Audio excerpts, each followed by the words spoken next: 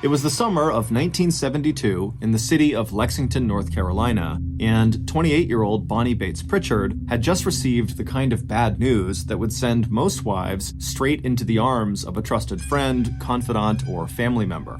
But Bonnie was not like most wives. So when her husband of 5 years suddenly walked out on Bonnie and the couple's 2 young children, Bonnie did what she had done ever since she was a little girl who had grown up on a farm in the town of Welcome, just one town over. Bonnie didn't talk about her feelings. She didn't threaten to make Steve Pritchard sorry for abandoning her and their 3.5-year-old son and 2-year-old daughter. And Bonnie also did not throw up her hands in despair over whether she'd be able to pay the mortgage on the new little ranch house the couple really shouldn't have bought in the first place. In fact, on that hot July day, as her husband headed off into the sunset with his latest girlfriend, Bonnie didn't even notify her parents that she was about to become the first person in the Bates family to get a divorce. Instead, as Bonnie walked back inside the house alone, she hid her hurt as best as she could from her children, Chris and Angela. And when she finally did have a few minutes to herself to really absorb the news that she was now a single mother, Bonnie did her best to be practical rather than self-pitying. Bonnie reminded herself that she had a steady job with an insurance company up in the big city of Winston-Salem, 20 miles away, that it was primarily her income anyway that had been supporting the family since she and Steve, 5 years her junior, had gotten married back in August of 1967. Sitting at the kitchen table, Bonnie spread the household bills out in front of her. With the help of her mom and dad, who lived just 2 miles away, plus the church daycare where her children were already enrolled, Bonnie told herself she would just have to find a way to make their lives work, and to pay every single bill and debt that was stamped with the name Pritchard. It wasn't until Bonnie's father happened to stop by Bonnie's house several days after Steve had walked out on her that Bonnie's emotional armor showed its first and only crack.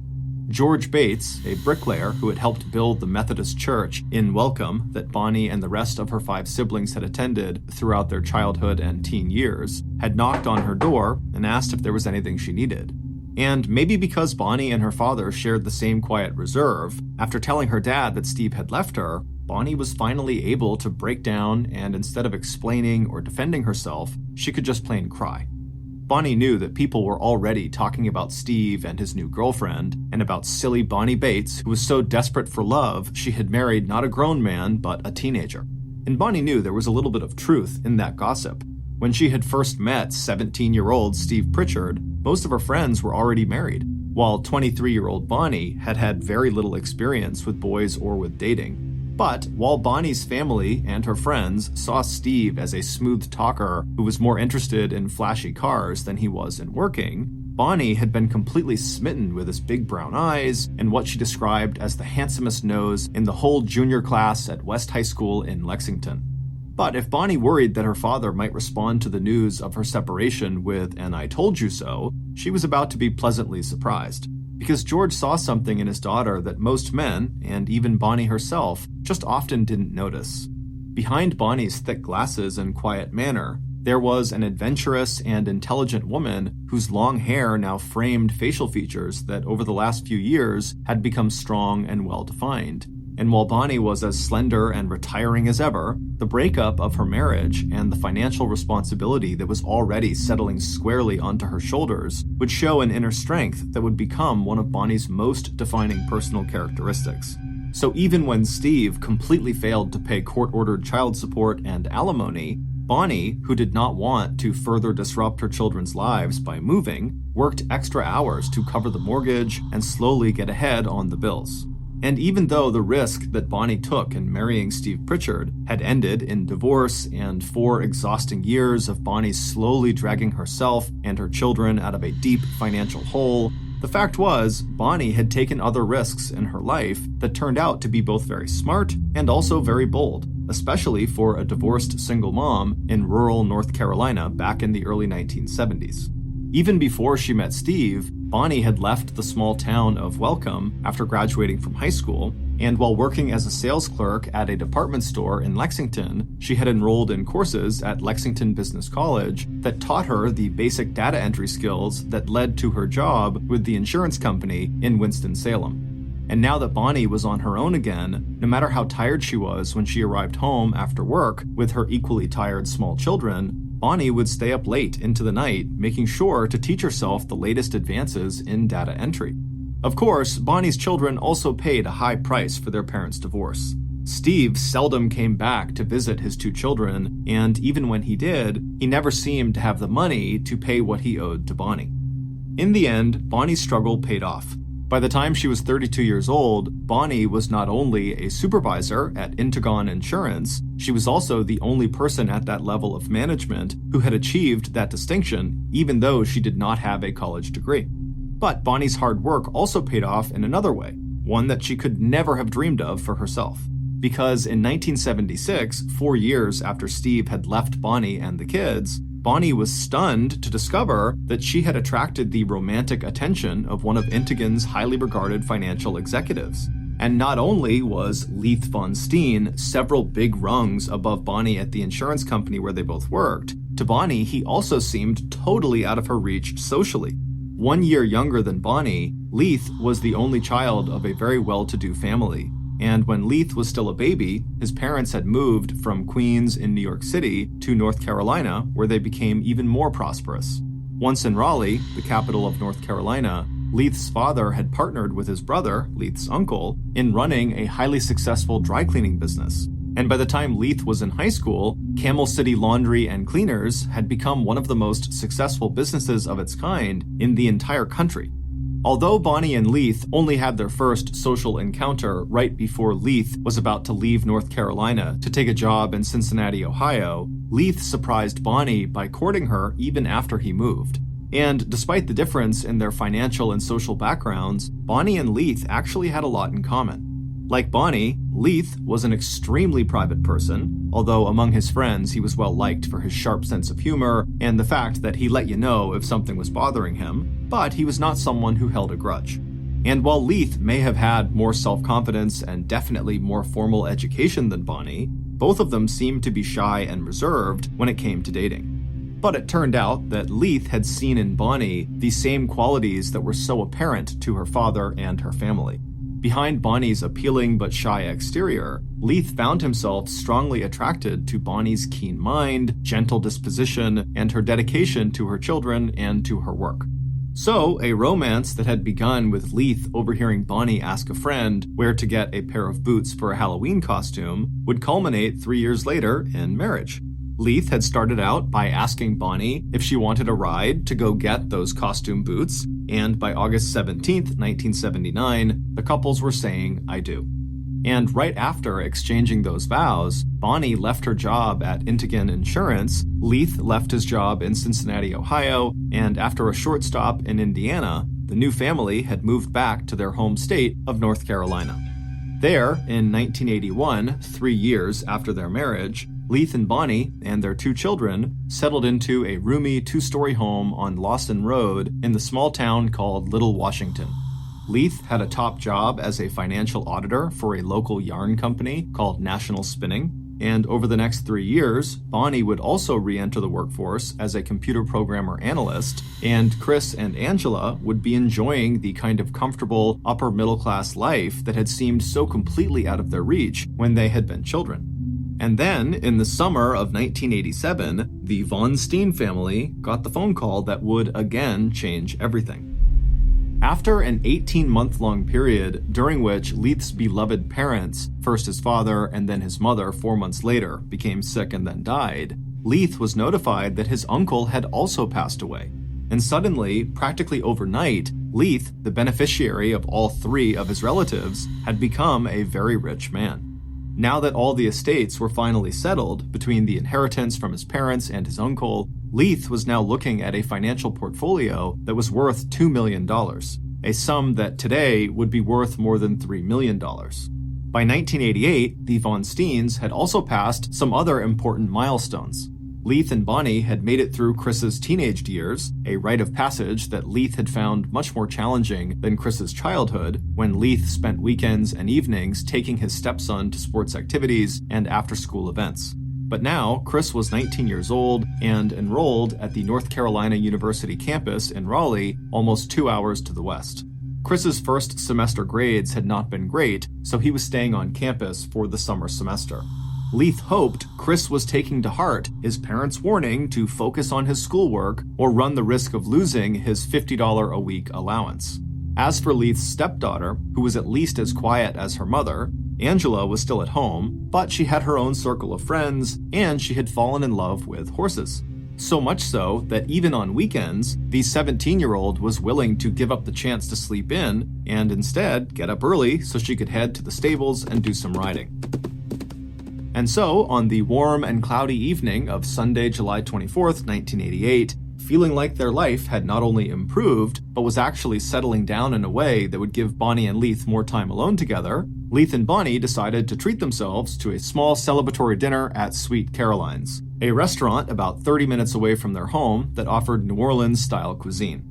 Sitting in the dark, intimate dining room splashed with color from handcrafted quilts hung from the ceiling, the two of them enjoyed a carafe of wine and the beef and chicken Sunday specials. Leith especially was feeling happy and hopeful. Even though Bonnie had often come along to keep him company, the 4-hour drive every weekend from Washington to Winston-Salem to take care of his mom and dad had taken a huge toll on Leith. He had gained weight, and he also knew he was drinking too much. Now he was looking forward to taking better care of himself. He was also looking forward to quitting his job at National Spinning and working with Bonnie on a computer program so they could manage their new investments together. Leith and Bonnie were also looking forward to doing a little traveling. Even though they had lived in Little Washington for more than 3 years, neither he or Bonnie thought of it as home, and both of them would enjoy seeing more of the world.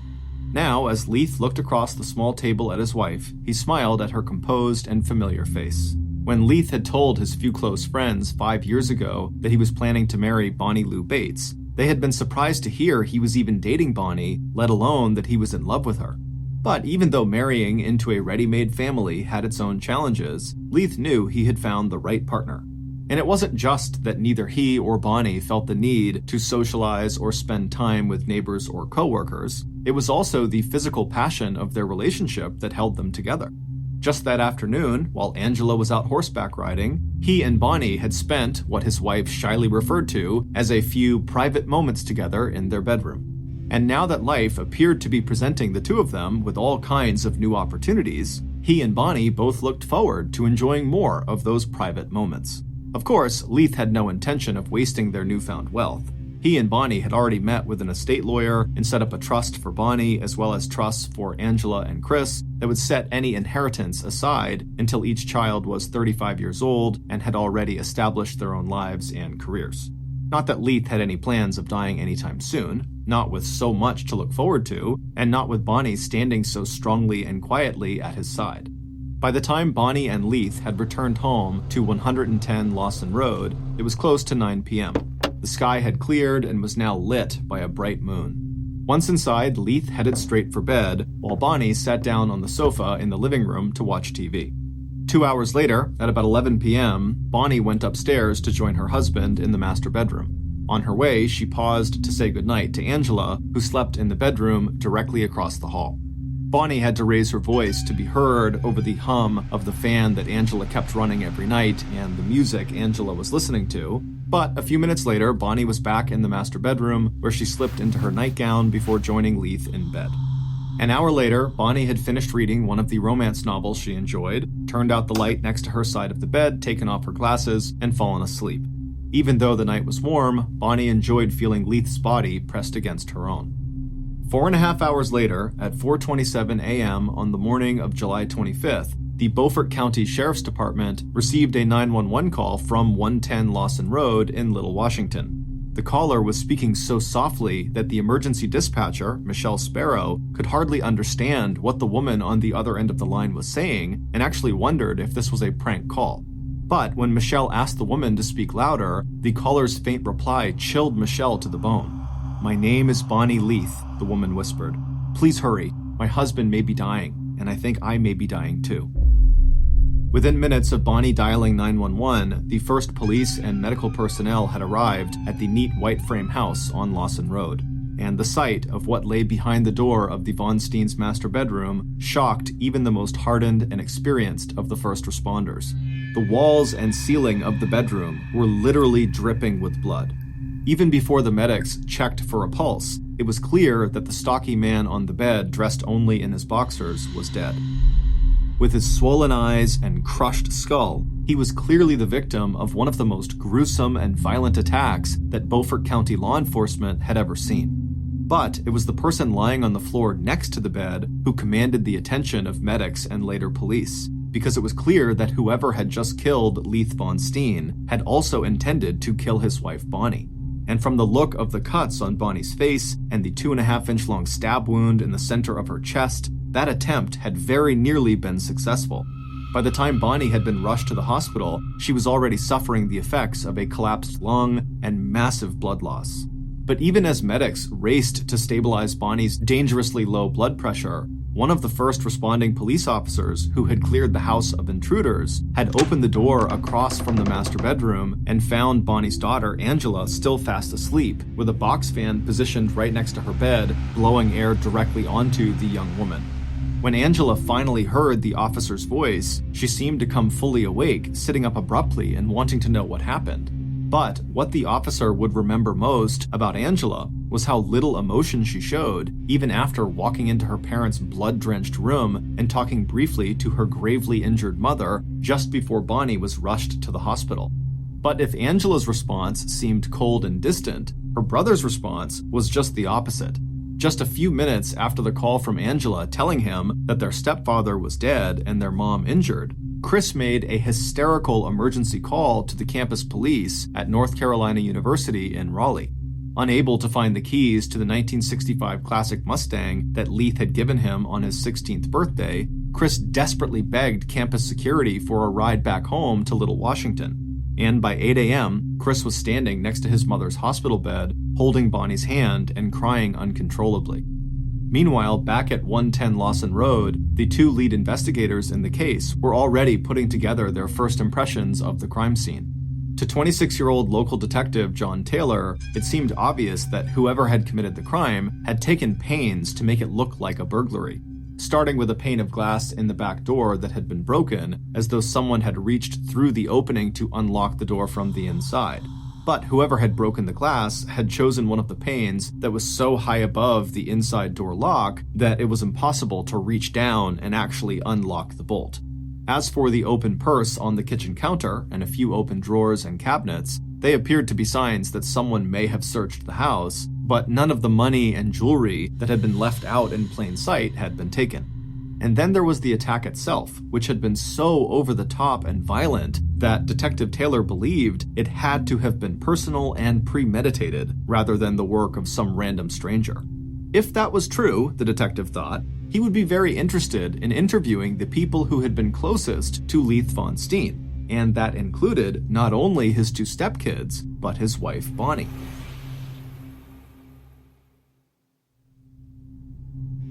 Detective Taylor's observations about the crime scene being staged to look like a burglary were confirmed when he was joined at about 9 a.m. that same morning by an agent from the North Carolina State Bureau of Investigation. Together, State Agent Lewis Young and Detective Taylor began overseeing the collection and photographing of possible evidence. They also ordered local law enforcement to process the crime scene and dust for fingerprints, as well as interview neighbors and search for a possible murder weapon.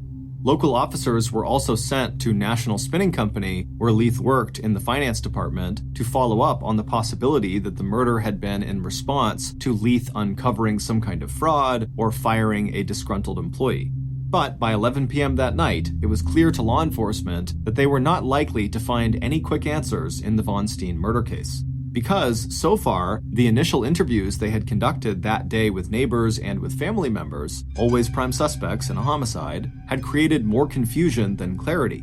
It turned out that aside from coworkers, very few people in the neighborhood and in the town of Little Washington really knew the Von Steens. Instead, the couple had been viewed as standoffish, and the community's first glimpse into the Von Steens' private lives had only increased the public perception that the family was odd or somehow peculiar.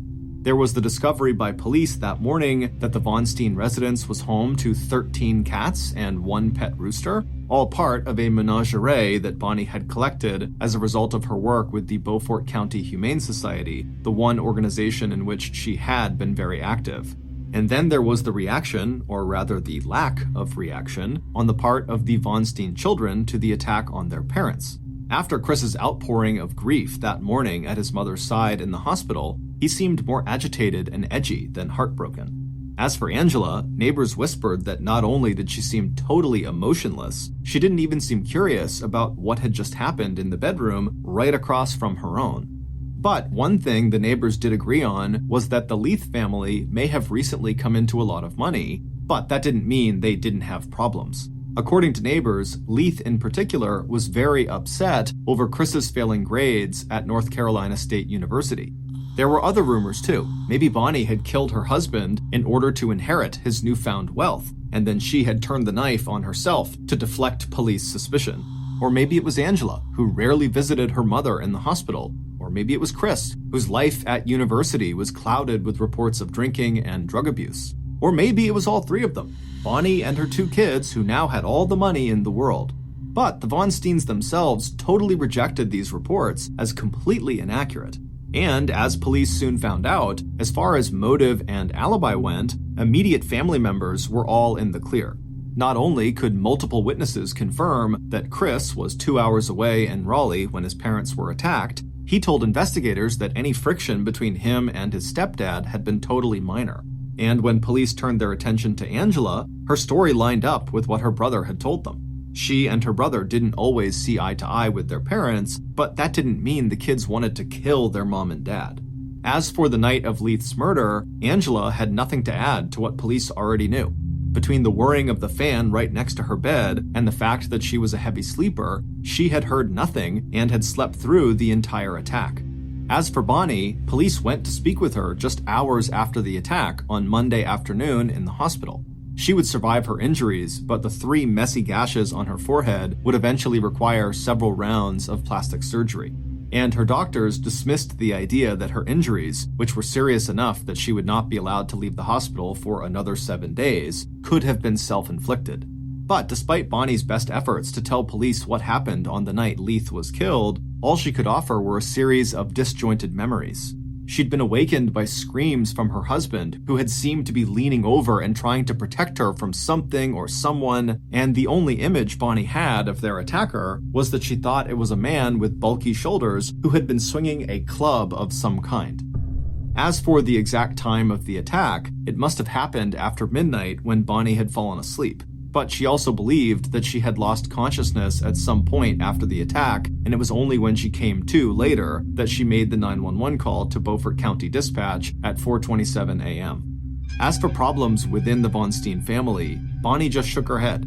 Leith had really been the only father her kids had ever known, and he had been a very good dad.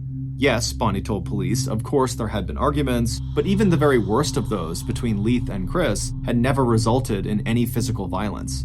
And even though Bonnie was pleasant and cooperative with investigators throughout the interview, it was also clear that she was frustrated that police seemed to be focusing their suspicions on her and her children. Because to Bonnie, that just didn't make any sense. Someone had obviously intended to kill her, as well as Leith, and now that the murderer had failed, what if they came back and tried again? And even worse, what if this person also tried to hurt her kids? So even as Bonnie told police that she understood that they had to rule out family members from their suspect list, what she really wanted to know was what other leads police were pursuing in their hunt for her husband's killer.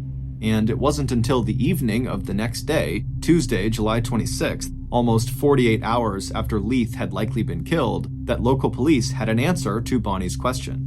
It would turn out that just minutes after Bonnie's 911 call in the early morning hours of Monday, July 25th, Washington police had also received another call reporting suspicious and possible criminal activity in that same area. While driving his pickup truck along Grimesland Bridge Road, just a mile west of the Beaufort County line, a tobacco and hog farmer named Noel Lee had been surprised to see a fire burning out in the middle of nowhere, maybe 8 feet off the side of the deserted stretch of road he was traveling. As a former volunteer fireman, what caught Noel's attention was the fact that the flames, which burned so brightly and shot straight up into the air, had to have been fueled with some kind of accelerant. After making sure that the fire had no chance of spreading in the wet, swampy surroundings, Noel put in a call to the Little Washington Police Department. Maybe it was nothing, the farmer reported, but he knew it had to have been arson, meaning someone had set this fire on purpose. In the uproar over Leith's murder, Noel's report did not make it onto Detective Taylor's desk until almost 2 days later. But by 11:30 p.m. on Tuesday night, the investigator and several officers were out on Grimesland Bridge Road examining the site of the fire. And that's when investigators got their first important break in the Von Steen murder case. Poking through the charred remains of the fire, Detective Young found a partially melted hunting knife with a 6-inch long blade. The fire may have destroyed any fingerprints or traces of blood, but the medical examiner would later confirm what police already knew. They had just found their murder weapon. And that wasn't all. In addition to several pieces of burned clothing and a sneaker, police also discovered a singed but still readable hand-drawn map of Smallwood, the exact neighborhood where the Von Steen family lived.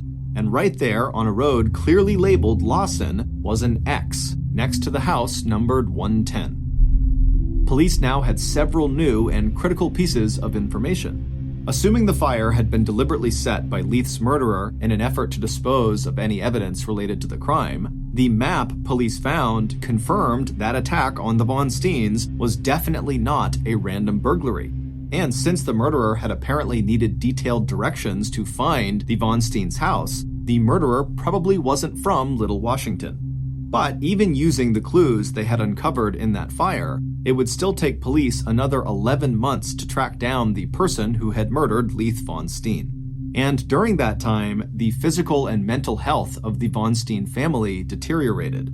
After getting discharged from the hospital on August 1st, 8 days after her husband's murder, Bonnie moved herself and her children first to a Holiday Inn in Little Washington, then to her parents' house in Welcome, and finally up to Winston-Salem into the cramped, dark house that had once belonged to Leith's parents and that now belonged to Bonnie. Meanwhile, Bonnie continued to suffer adverse effects from her injuries, and Chris dropped out of North Carolina State University. Angela's attempts to move on with her life also failed when she enrolled and then withdrew from a small college in southwestern Virginia. But it wasn't until June of 1989, almost a year after Leith's murder, that police were finally able to give Bonnie and her family the answers Bonnie had so desperately wanted.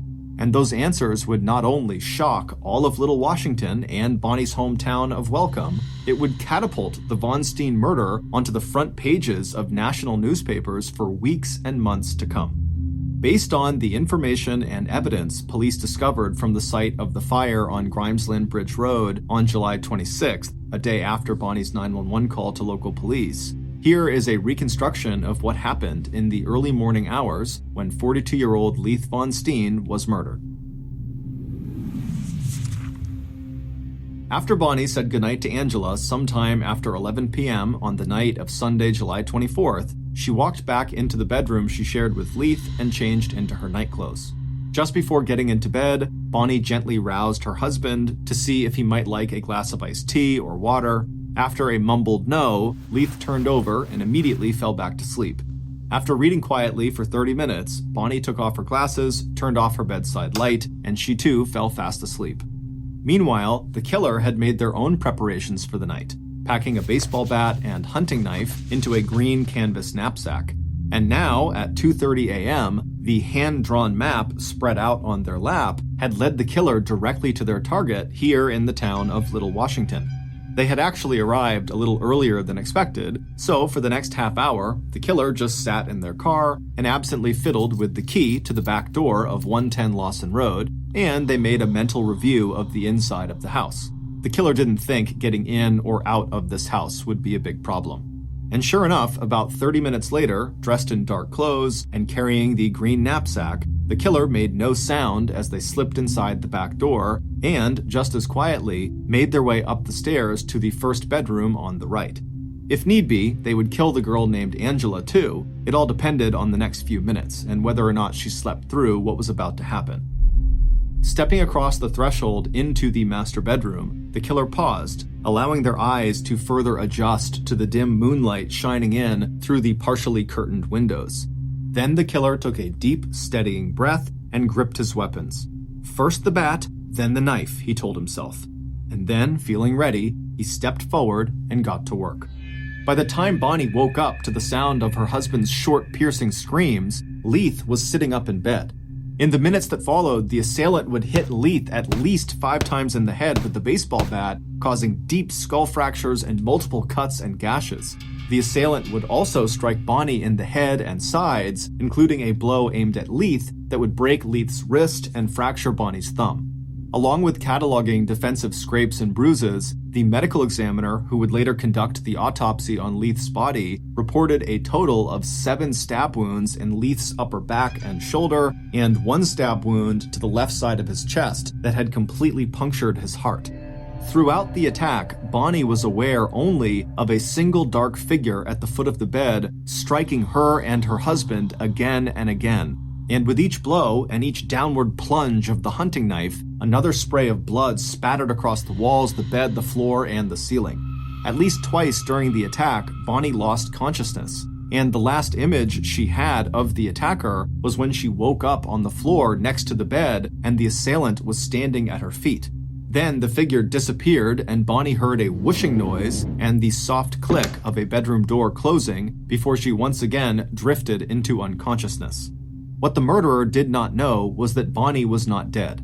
The knife strike into the very center of Bonnie's chest had glanced off bone and cut not onto the heart, but into the chest wall, causing her lung to collapse and her chest cavity to fill with blood, but leaving her heart intact. When Bonnie woke again just before 4:30 a.m., she reached up, thinking she needed to get back on top of the bed. That's when she felt Leith's hand. His fingers were sticky with blood and were hanging limp off the side of the bed. It was at that point that Bonnie, who was now sure that her daughter Angela must also be in danger, dragged herself to the phone and called 911. Meanwhile, the killer had already left the house. Just before exiting through the back door, they had rifled through the handbag that had been left out on the kitchen counter, and then they knocked out a pane in the back door window so it would look like the door had been forced open and the house had been robbed. But even then, as he failed to grab the green knapsack he dropped on the back porch, the killer's thoughts were already far away. All summer long, the killer had gotten more and more deeply involved in the game. But until now, all the points the killer had ever earned in the game had been based on carrying out imaginary adventures, just role-playing different scenarios they'd created in their mind. But tonight, this adventure had been real. This time, the killer had entered a real castle, killed a real sleeping overlord, spared his sleeping daughter. This time, the killer hadn't used a game board and dice and a deck of cards to play Dungeons and Dragons. This time, the killer had brought their favorite, all-consuming game to life. This time, the killer had drawn real blood. More blood, in fact, than he'd ever imagined a human body could contain. As the killer slipped into the waiting car, he imagined Chris Pritchard's face when he told Chris all the details, because the killer had just done exactly what Chris Pritchard had wanted him to do: to kill Chris's stepfather and mother. James Upchurch III, known to good friends like Chris as Moog, turned to look at the young man next to him in the driver's seat. Gripping the steering wheel, the driver, 21-year-old Neil Henderson, shot a questioning look back at Moog. Neil had recently dropped out of North Carolina State University in Raleigh, but Moog and Chris had invited him to join them in their conspiracy to kill Chris's parents, promising Neil a payment of anywhere between $2,000 and $20,000. In a moment, Neil had his answer. Pulling off his black ski mask, his face alive with excitement, Moog punched the air with a balled fist. "I did it," he told Neil. "I can't believe I did it." It would turn out that by the end of his second semester at North Carolina University in Raleigh, Chris Pritchard wasn't just getting bad grades. In fact, Chris's problems were much, much worse. Since arriving at college, Chris hadn't just become a heavy drinker. He had also become a habitual drug abuser, a habit that was costing him more than he could possibly cover using the $50 a week allowance he got from his parents, Leith and Bonnie.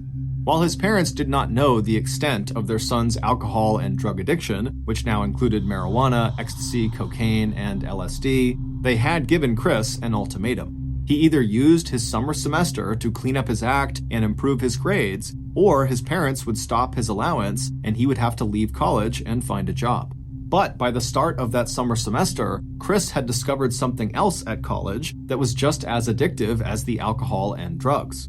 Along with 2 other boys on campus, Chris had become obsessed with the complicated and immersive role-playing game called Dungeons and Dragons, which Chris had first started playing back when he was 12 years old and living at home. First introduced in 1974, Dungeons and Dragons allowed players to create and assume the identity of adventurers from all different historical periods, races, and occupations. Each game had a dungeon master who would act both as a referee and storyteller. And by completing various adventures and challenges, each player could earn so-called experience points that would allow them to move to higher and higher levels within the game. The theme that James Upchurch III, Neil Henderson, and Chris Pritchard chose for creating their adventures was medieval swords and sorcery, a theme that had its roots in the life and times of people who lived in Europe during the Middle Ages. As the boys spent more and more time together playing the game, Chris had also begun bragging to Neil and James about how rich his stepfather had recently become, exaggerating the amount of Leith's inheritance from $2 million to $10 million. And by mid-July of that summer semester, Chris and Moog, who was a dungeon master, had moved from role-playing adventures in Dungeons and Dragons to actually plotting the best way to murder Chris's parents and sister so Chris could inherit all that money and share it with his good friends Moog and Neil. Their first plan, which they tried to put into action on Saturday, July 23rd, was to drug the Von Steens with sleeping pills and then start an electrical fire that would burn down the house at 110 Lawson Road and kill Leith, Bonnie, and Angela. But that plot failed completely when Chris and James were unable to crush the fuse box and start the fire. Still, that failure didn't stop Chris. By the very next day, he and Moog had come up with a better plan. This time, Chris would stay at college and create an airtight alibi for himself, while Neil used Chris's white 1965 Mustang to drive Moog, who did not have a valid driver's license, down to Little Washington so Moog could kill Chris's parents. Instead of sleeping pills and arson, Moog would kill Chris's parents and possibly Chris's sister Angela using a baseball bat along with the knife that Chris had purchased for the job at a Kmart in Raleigh. No one would suspect Moog and Neil played any part in the murder, since neither one of them had any obvious connection to Mr. and Mrs. Von Steen. And all Chris had to do was get them a key to the Von Steen house, draw them a map of exactly where his parents' house was located, then make sure that during the time of the murder, he was seen by plenty of people playing cards in a friend's dorm room until 3:30 a.m. on the morning of Monday, July 25th. Once Moog had committed the murder, he and Neil would stop somewhere on their way back to Raleigh and get rid of the murder weapons and any other evidence, including the map, that could tie any of them to the crime. As for Angela, if she woke up during the attack, then James should kill her too. And once Chris received word at university that his parents were dead, he would cover for the absence of his car, the classic white Mustang that had been a gift from his stepfather, by saying that he could not find the car keys and needed a ride from campus security to join Angela and his injured mother in Little Washington. Chris would later say that he was happy his mom survived the attack, but friends and neighbors would tell police that instead of asking how Bonnie was doing after the attack, the questions Chris was asking everybody was, what had Bonnie said, what had Bonnie seen, and what did Bonnie remember about her attacker? As for his co-conspirators, Neil and James, aka Moog, as soon as Chris got his hands on his parents' money, Moog would get $50,000 and a brand new Porsche sports car as payment for killing Chris's parents, and Neil, the driver, would get a nice payday as well. Except that under the terms of Leith's will, neither Chris or Angela would be able to touch any of their parents' money until they were 35 years old. And as it turned out, the murder might have gone unsolved except for 2 things: the report of the fire that led to the discovery of the murder weapon and map, and a decision by Little Washington police back in March, 7 months after the murder, to reinvestigate all aspects of the crime. Because from the start, the more police saw and learned about Chris Pritchard, the more certain they were that regardless of his alibi, Leith's stepson must have been involved in Leith's murder.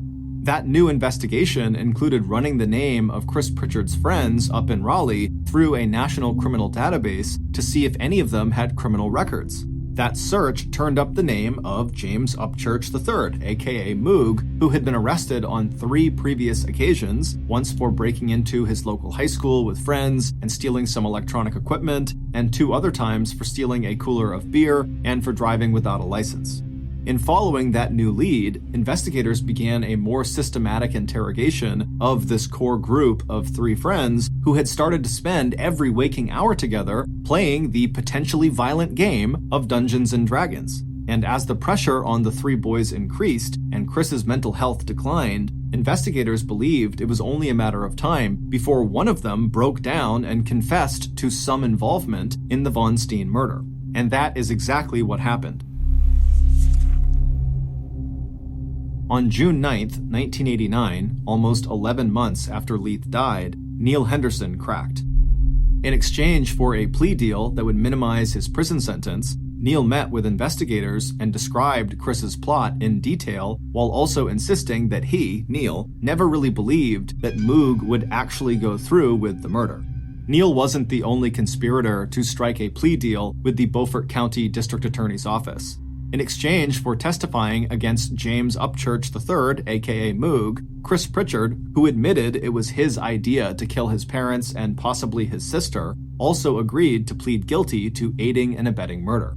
Chris would eventually tell his shocked and heartbroken mother that he had been so strung out on drugs and so lost in the fantasy world of Dungeons and Dragons that when he planned her murder and the murder of the one man she had ever truly loved, Chris, who had dropped 19 tabs of LSD in the month leading up to the murder — LSD is a hallucinogenic drug — felt it would be better to kill his parents than face their disappointment when they learned just how badly he was doing in school and in life.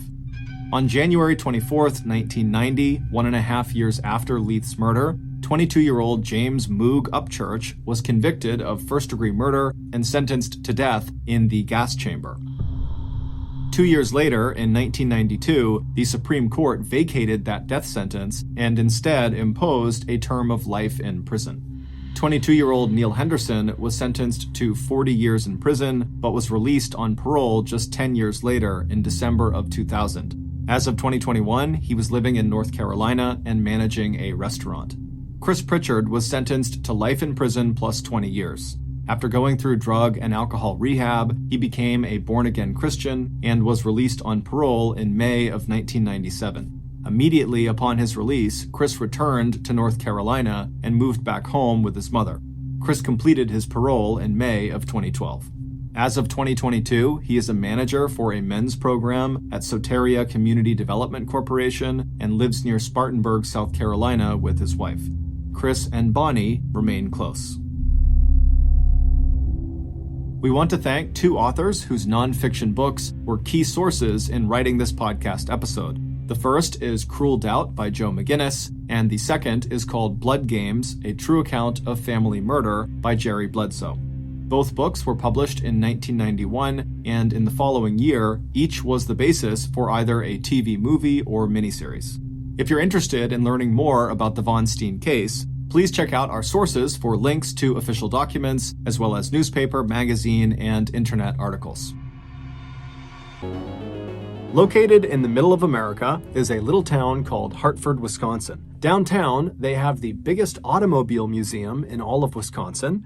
They also have a bowling alley called Dave's Lanes, which sells cheap beer and the best frozen pizza in town. Around the corner from the museum and Dave's Lanes are 2 other very popular local spots. One is called Scoop DeVille, which is an ice cream parlor that's themed like it's the 1950s, and they specialize in raspberry sundaes. And the other popular spot is called the Mine Shaft, and it's this big family-friendly restaurant that offers comfort food and arcade games. On warmer days, you can find residents of Hartford out on the many walking trails of Woodlawn and Willowbrook, which are 2 big, very well-maintained parks that are right outside of the downtown area. And on virtually any day, whether it's warm or cold, you can find Hartford residents packed into the Shower Arts Center, which is a local theater, to watch the local theater troupe perform. But none of these attractions are why anybody knows about Hartford, Wisconsin. The reason we know about Hartford, Wisconsin is because of Jessie Blodgett. Jessie Blodgett was a miracle. She was born just outside of Atlanta, Georgia in 1994 to her loving parents, Buck and Joy Blodgett. And Buck and Joy, for the longest time, they couldn't have kids. In fact, they were kind of adjusting to their reality that they would not be able to have biological children when Joy discovered she was pregnant. The couple couldn't believe it. It was like the most incredible thing that either of them had ever experienced. Joy would give birth to Jessie at home with no drugs, no doctors, just Buck, his mom, and a midwife. And when little Jessie poked her head into the world for the first time, Buck and Joy fell instantly in love with her. Not long after Jessie's birth, the Blodgett family would leave Atlanta, Georgia, and move to Hartford, Wisconsin. And it was there, inside of their modest two-story home, about 5 minutes drive from the downtown, that Jessie would grow up. And it was also inside of that modest two-story home where many years later, Jessie would come face to face with a monster. Jessie was always someone the other kids looked up to. She was a brilliant musician who could sing, and she could play the piano and the violin. One of her very close friends growing up, a girl named Jacqueline Knights, said that whenever she went over to Jessie's house, she would walk in and have to yell at the top of her lungs just to get Jessie's attention because Jessie was permanently playing the piano. But Jessie's musical talents were not the only reason people were attracted to her. From a young age, Jessie became outraged by bullying and unfairness of any kind. And so very quickly, she developed a very strong moral compass. She became a fierce defender of animal rights, environmentalism, sustainability, social justice, and ultimately ending violence against women. By the time she graduated from high school in 2012, Jessie had become very popular amongst her peers and also amongst teachers and parents. Jessie just came off as someone who was wise beyond her years. Jessie always talked about wanting to change the world, and after high school, she kind of figured out how she was going to do that. She decided she would study to become a choir director for either a university or a high school, because through that role, she would be able to teach and mentor upwards of 100 young lives every single year. So in the fall of 2012, Jessie would leave Hartford and head off to the University of Wisconsin in Milwaukee, which is about an hour southeast of Hartford, and there she would enroll in their musical education program. And during that first year at the school, Jessie did so well in that program that she was offered a talent scholarship for the following year. After wrapping up her incredibly successful freshman year in college, Jessie came back to Hartford, Wisconsin to live with her parents for the summer. Now, unlike other college kids that were back home for the summer, Jessie was not treating this break like it was a vacation. Instead, she decided she would just jump right into her musical education career. And so as soon as she got home, she started her own business, teaching voice and piano and violin to kids in Hartford. And within weeks of starting this brand new business, she had over 25 kids signed up. When Jessie wasn't teaching that summer, she was often writing original music with her friend Dan Bartelt, who was also a very talented local musician. Or when she wasn't doing that, she was rehearsing at the Shower Arts Center, where that summer she had auditioned for and landed a central role in that summer's musical, The Fiddler on the Roof. Jessie was the fiddler, and she was very excited about this. The musical opened to a packed house on Friday, July 12th at 7:30 p.m., and Jessie and the rest of her cast were incredible. And then the next night, July 13th, Saturday, they had another big performance at 7:30 as well. And then on Sunday, July 14th, they had a matinee performance at 2 p.m. After that matinee, Jessie and the rest of her castmates headed off to another cast member's house who had a pool, and they had a big pool party to celebrate the end of their opening weekend. And during this party, Jessie spent half of her time sitting around the pool with her castmates, and the other half of the time she spent petting llamas that were in a nearby field. Jessie would finally leave the party and get back to her parents' house sometime after midnight, and when she went inside, her mother, Joy, was still awake. And so when Joy heard her daughter, she came out to the front of the house, and she was getting ready to ask Jessie, how was the party, when she noticed right away that something was off about Jessie. She looked upset about something.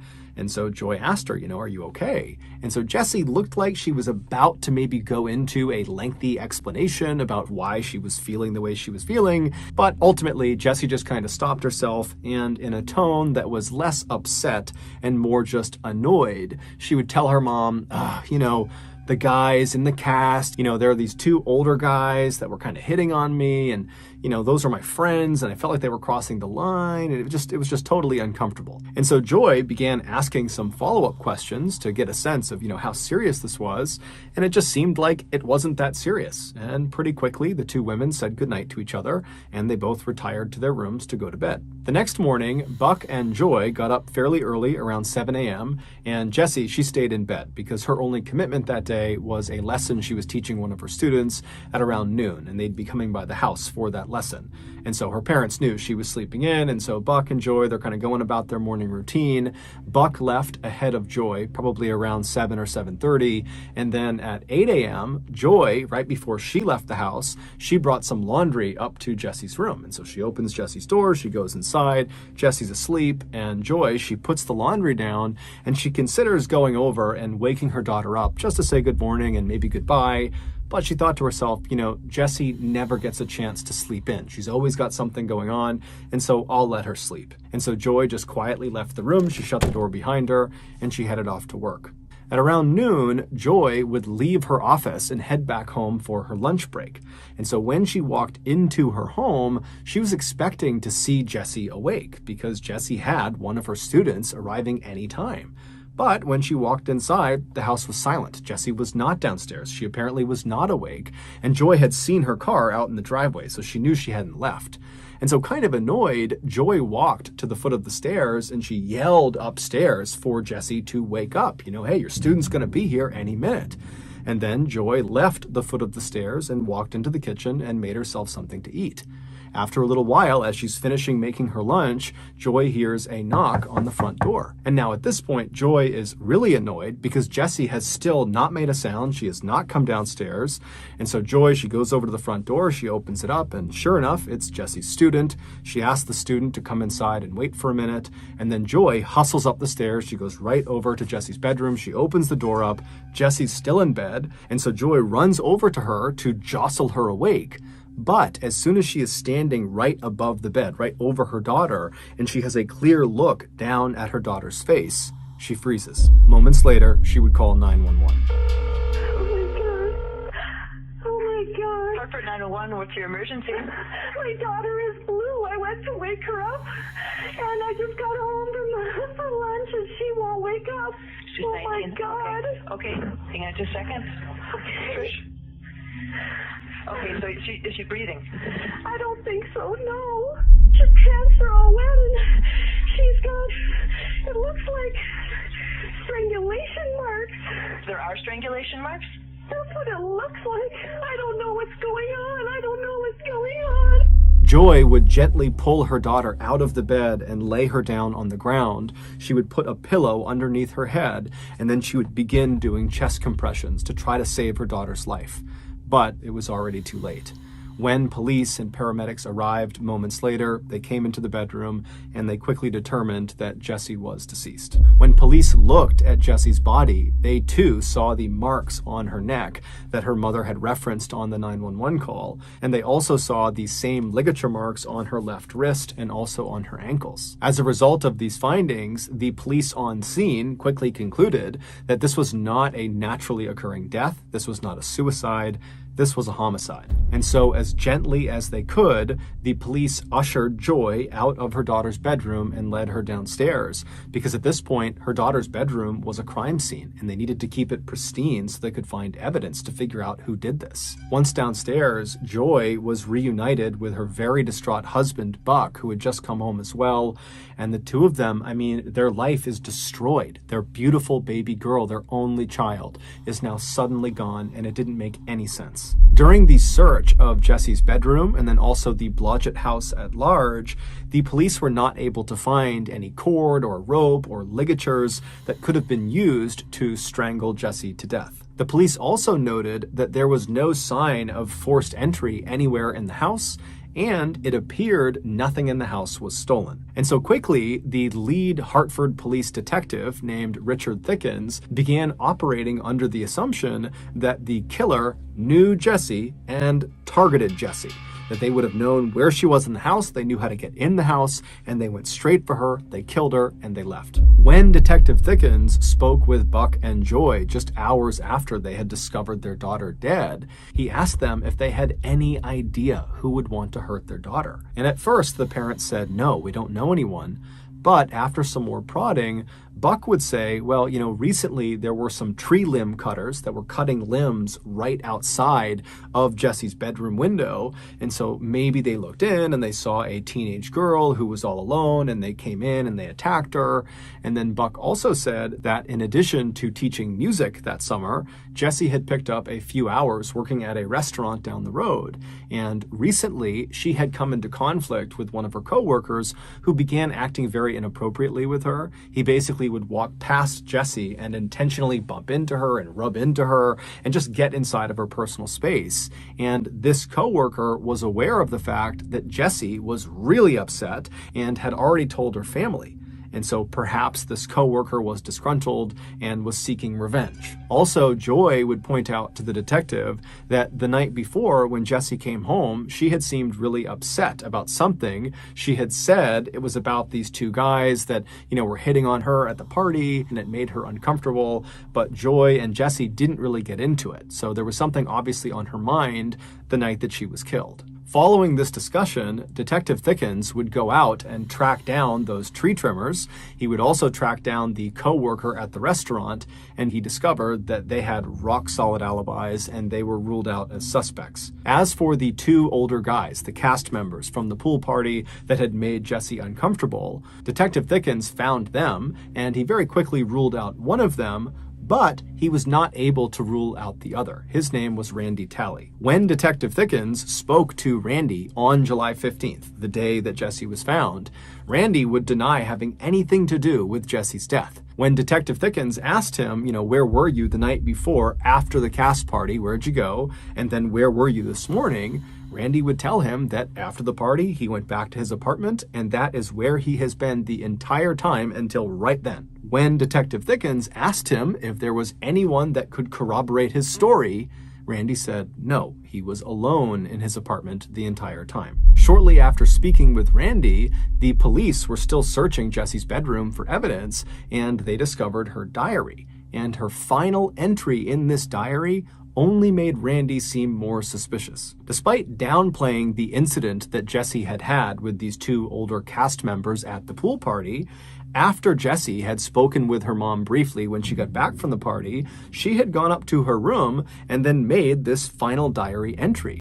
And in it, she talks about being really upset about what these two guys had done to her. She said that these two guys were corrupting her and that they were taking what should be platonic love and perverting it into a competition. Her closing lines seemed to indicate that she might have been expecting some sort of future confrontation with these two guys. The lines read, "I am not helpless. I will recognize problems and confront them without fear. God be with me." Between Randy's lack of an alibi and then Jessie's kind of ominous final message that seemed to be talking about Randy, Randy quickly became the primary suspect in this murder investigation. But Randy's cell phone records indicated that he had not had any interaction, no calls, no text messages, with Jessie leading up to her death.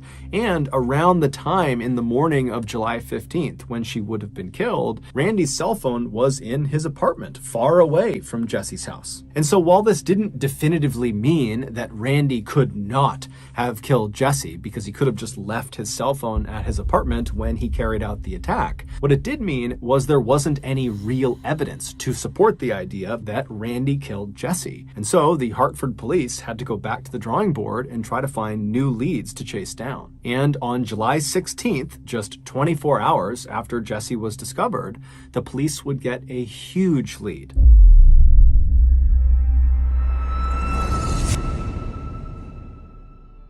Before we finish our story, I want to tell you about today's sponsor, Current. Banking is still one of the very few industries that has yet to be modernized by technology. It's still dominated by a bunch of old companies that, if given the chance, would happily sneak into your house and replace all of your good socks with the type of socks that immediately slip down into your shoe after only a couple of steps. But Current, even if they wanted to screw with your sock drawer, they couldn't. They don't have time. They're too busy being the future of money management.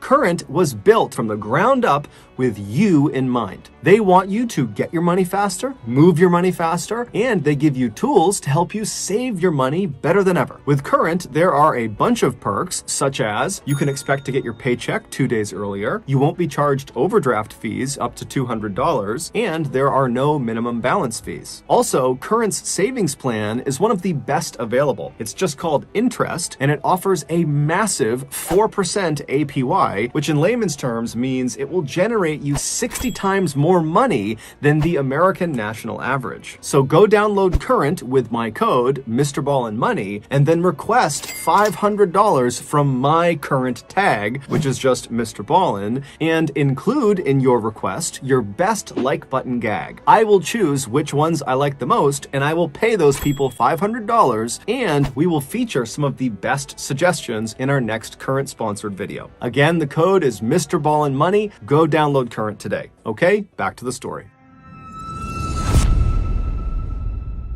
3 days before Jesse was killed, a young woman about the same age as Jesse, named Melissa Richards, decided to take her dog for a walk in a park in Richfield, Wisconsin, which is a small town about 10 miles southeast of Hartford. When Melissa pulled her car into the dirt parking lot that connected to the walking trail she intended to go on, she noticed there was only one other car parked in this lot, and it was immediately on her left, pointed nose away from the entrance. It was this blue minivan. And so as she's driving in, she looked over at it and she noticed the driver had their legs poking out of the driver's side window as if they were laying down across the front seats. And so this didn't really matter to Melissa, but she definitely took note of this person in this van. And so she drives past the blue van on her left. She drives all the way across to the other side of the dirt lot. She parks her car, she hops out, she gets her little dog Remy out of the car, and then she walks away from the parking lot and heads onto the walking trail into the woods. The trail that she was walking on was basically a big loop that ended at the entrance to the dirt parking lot. And so when she was done with her walk, she would be walking directly across the entire parking lot, which would mean she would be walking on foot past that blue minivan if it was still there when she was done. And so Melissa does a 30-minute loop. She gets all the way around and she reaches the entrance to the parking lot, and she sees the blue minivan is still parked where it was, except the driver no longer has their feet poking out of the window. Now she can't see if there's anybody in the van at all. And so Melissa, again, she's not really thinking about this. It's crossing her mind, but she's not on edge about this van. And so she lets go of the leash of Remy, and Remy starts running to the car, and Melissa pulls out her key fob and she opens up the trunk to the car. And so Remy runs over, he leaps into the car, and then Melissa just continues to walk across the lot towards her vehicle. And when Melissa walks just far enough that she is past the blue minivan, she turns to look at it and she sees the person who had been sticking their legs out of the window, the driver, is now sitting in the passenger seat of the blue minivan. The door is open and this person is sitting there staring at Melissa. And so Melissa, she makes quick eye contact with this person and immediately averts her gaze. She doesn't want to be rude, and she just keeps on walking towards her vehicle. But again, she's not worried about what's happening with this van. She's just aware of this person and this van. But after averting her gaze, she hears the sound of someone running towards her from behind.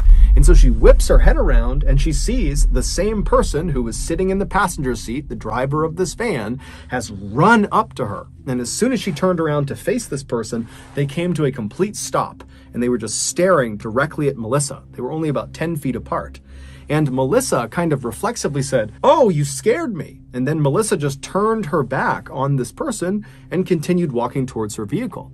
And after taking only a couple of steps, once again, she heard the sound of this person behind her start running towards her. And immediately she whips her head around again and again. This person comes to an abrupt stop as soon as Melissa's looking at them. Except now Melissa knows something's not right. And worst of all, she looks down, and in this person's right hand by their hip is a knife. A split second later, this person charges Melissa. They tackle Melissa to the ground. Melissa smashes down onto her stomach, and she's pinned on her stomach.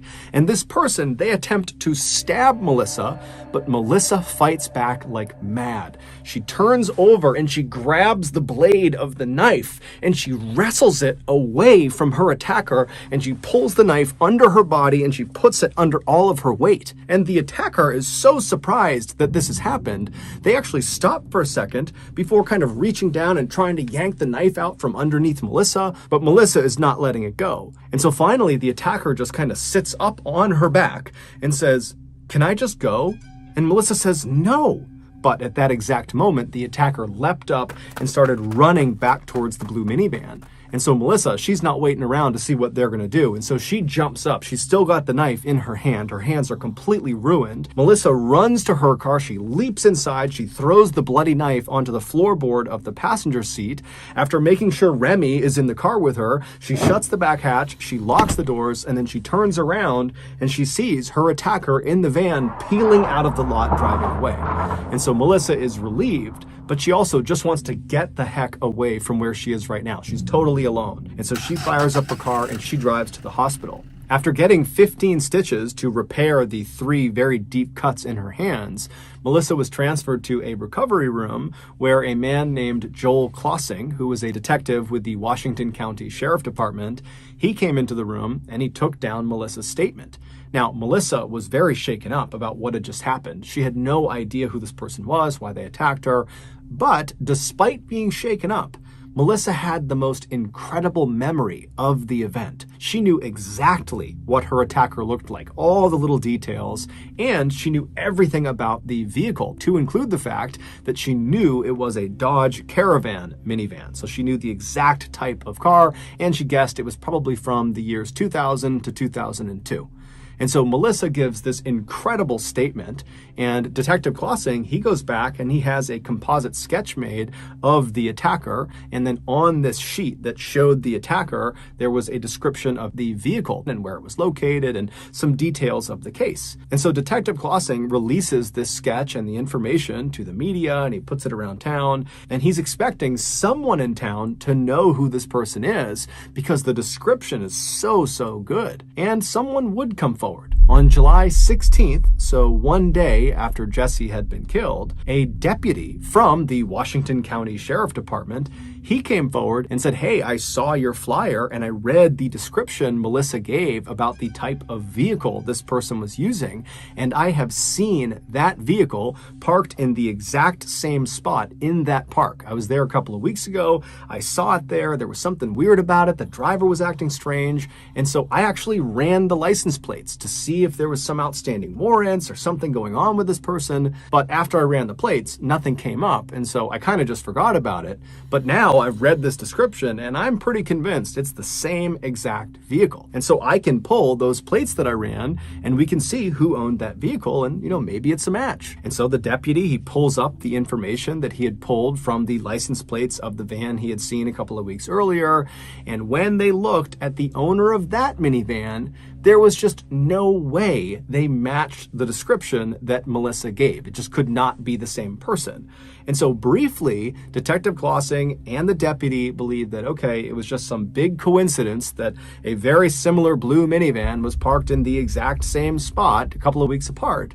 But when Detective Klossing looked a little bit deeper into who the owner of that vehicle was, he would discover they had a relative that matched exactly the description that Melissa gave of her attacker. And so on the afternoon of July 16th, so one day after Jesse has been killed, Detective Klossing tracks down the phone number of the relative who looks exactly like the attacker, and he punches that number into his cell phone and he put the phone to his ear. At the same time, 10 miles to the northwest, Buck and Joy Blodgett were hosting a vigil for their daughter in their home.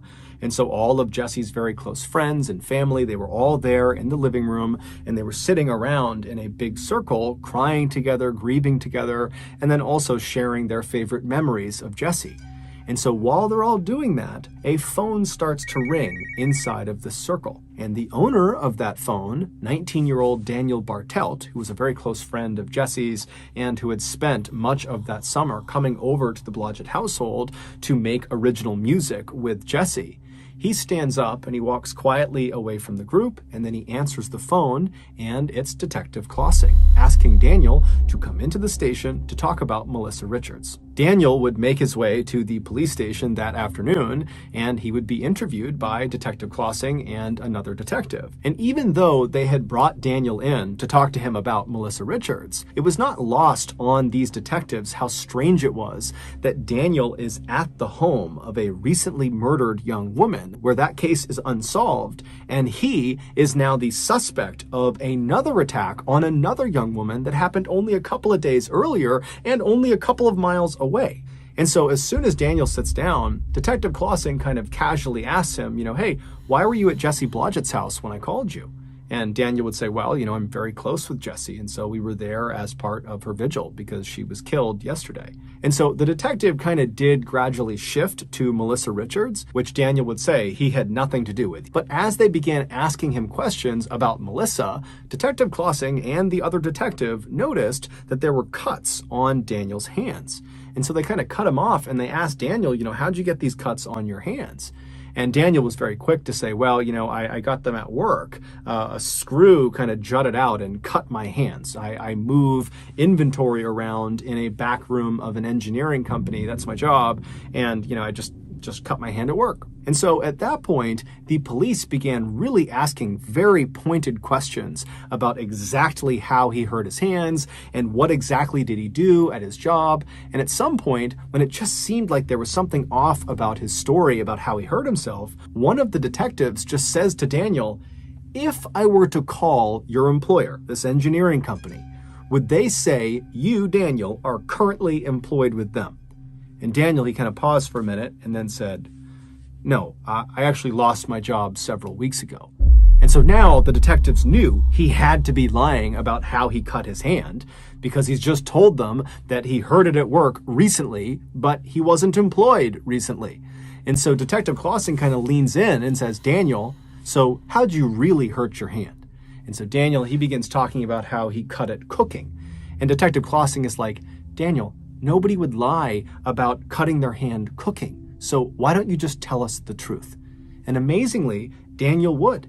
He would admit after some serious pressure that he hurt himself attacking Melissa Richards. He told detectives that after he lost his job a few weeks earlier, he didn't want his parents to know he had lost his job. And so he had just continued getting up early and leaving the house and coming back later in the day, kind of acting like he had been at work all day, when in reality, all he was doing was driving around town and sometimes going to parks and just sitting in parking spots in parks. And so on July 12th, the day that Melissa was attacked, that's exactly what Daniel was doing. He was pretending to be at work by sitting in that parking space in that dirt lot in Richfield. And at some point, he saw Melissa and he decided he just wanted to attack her. He told detectives that recently he had become overwhelmed in college, and so he had dropped out, and then he lost his job. And so combined, he was just feeling kind of scared of life. That's how he described it. And so he wanted somebody else to feel scared too. And so that was why he said he attacked Melissa. But despite admitting to this vicious, violent crime against Melissa Richards, Daniel, when asked if he had any connection to the Jesse Blodgett murder, he would say, absolutely not. I love Jesse. I would never hurt her. But when Detective Klossing reached out to Detective Thickens of the Hartford Police and told them you should look at Daniel as a potential suspect in your murder case, it would quickly come to light that Daniel was lying again. Daniel was raised in a good, loving family. He was extremely smart, straight-A student. He was an incredible musician, and he was really well respected by his peers and even by his teachers and other instructors. I mean, this was a kid who had everything going for him. But something went wrong with Daniel, and no one knows exactly why. Shortly before he attacked Melissa, Daniel had become obsessed with killing and death and murder. His internet search history shows that he spent a lot of time looking for actual snuff videos online. Those are videos of actual murder. He also spent a lot of time looking up serial killers and spree killers, and he was especially interested in anybody who killed lots and lots of women. And then finally, right before he would attack Melissa, Daniel, based on his search history, had discovered this one particular pornographic snuff film, and it was of this woman who was all tied up and hogtied, and after being assaulted, she was strangled. And Daniel watched this video over and over and over and over again. On that day, July 12th, as Daniel is pretending to be at work, he's sitting in his car, he looks out and he sees Melissa, she's all alone, and something clicks in his head where he decides he's going to go reenact that wretched pornographic snuff film on Melissa. And so Melissa was likely just at the wrong place at the wrong time. Recovered in that dirt parking lot after the attack was this special, very strong tape that had been in Daniel's pockets during the attack. It had just fallen out. And so it's believed he was going to use that tape to subdue Melissa and then abduct her. But obviously Melissa fought back and Daniel got spooked and ran off. 3 days later, on July 15th, it's believed that Daniel decided he wanted to try again. He wanted to act out this pornographic snuff film, but in real life. And this time, he wasn't going to leave it up to some random victim. He needed his victim to be totally helpless. He needed his victim not to fight back.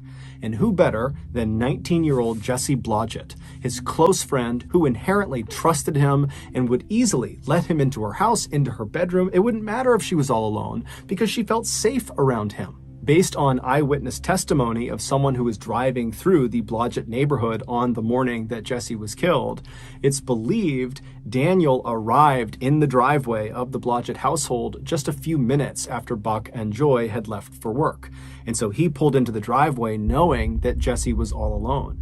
We don't know exactly what happened inside of that house. We don't know if Jesse came down and opened the door or if she was still upstairs sleeping. But Daniel, he entered the house, and when he went inside, he was prepared for what he was about to do. He literally had a bag full of supplies. Things like that special tape, there were ligatures, cords, ropes, there was alcohol wipes, zip ties.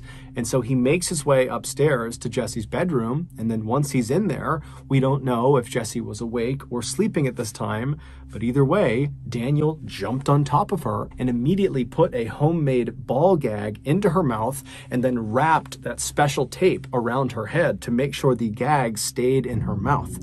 And then once she couldn't make a sound, he bound her wrists and her ankles and he hogtied her, and then he viciously assaulted her, and then after he was done, he wrapped some cord around her neck and he strangled her to death. After she was deceased, Daniel attempted to clean her body with some alcohol wipes, and then after that, he kind of repositioned her in her bed with the covers up over her to give the appearance that she was still sleeping to her parents when they inevitably would find her. Then Daniel rounded up all of his murder supplies back into his bag, except he did accidentally leave one of those special rolls of tape underneath Jesse's bed, and then he slipped out of the Blodgett household, and then he drove to Woodlawn Park, where he disposed of his supplies into one of the trash cans. The next day, at Jesse's vigil, Daniel would attend, and according to the other people that were there, Daniel was by far the most talkative person in that circle. Daniel would ultimately be found guilty of murdering Jesse Blodgett, although he never admitted guilt. In fact, during the sentencing phase, Buck Blodgett would give this incredibly eloquent and heart-wrenching speech about what it was like to lose his only child. And toward the end of this speech, Buck turned to his right, so away from the judge who he had been addressing, and he looked directly at Daniel, and Daniel looked back at him, and Buck says, "Dan, I forgive you as I have every day since I found out it was you."